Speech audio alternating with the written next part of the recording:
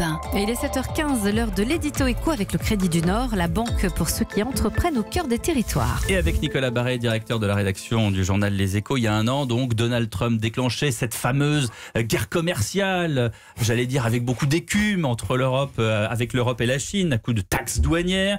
Et l'objectif, c'était de protéger, bien sûr, les emplois américains. Make America Great Again. Est-ce que ça marche, Nicolas ? Écoutez, un an après, le bilan n'est pas nul du tout. D'abord, Donald Trump a remporté un vrai succès vis-à-vis de ses voisins, le Canada et le Mexique. Il les a forcés à renégocier le traité de libre-échange avec les États-Unis.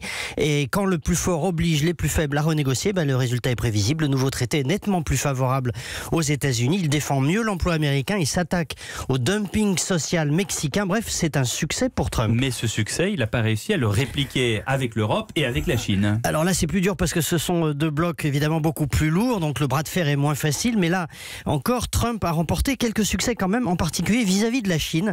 Il a posé à juste titre d'ailleurs le sujet du pillage technologique. Il a obtenu des ouvertures du marché des services financiers, c'est très important pour Wall Street. Dans l'automobile, il a obtenu que les constructeurs américains ne soient plus obligés à terme d'avoir un partenaire chinois. Vous voyez, c'est quand même pas négligeable.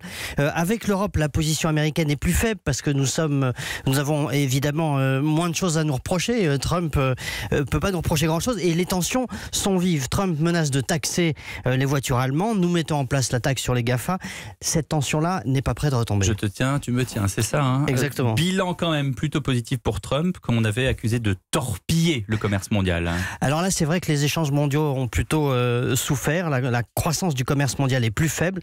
Le point noir du bilan de Trump, c'est que sa politique n'a eu aucun effet sur la balance commerciale. Le déficit américain est toujours aussi élevé. Aucun impact non plus sur l'emploi, qui recule par exemple toujours dans la sidérurgie, ce secteur qu'il voulait protéger. Mais par ailleurs, l'économie américaine se porte tellement bien, avec 3% de croissance, 4% de chômage, que finalement, peu importe pour Trump que sa politique protectionniste soit un succès ou pas, elle plaît. Et d'ailleurs, son adversaire favori, le démocrate très à gauche, Bernie Sanders, est encore plus protectionniste que lui. Et il se fiche autant que Trump de savoir si c'est efficace ou non. Donc vous le voyez, ça va continuer comme ça. Ça va continuer comme ça, en effet. Merci beaucoup, Nicolas Barret, du journal Les Échos.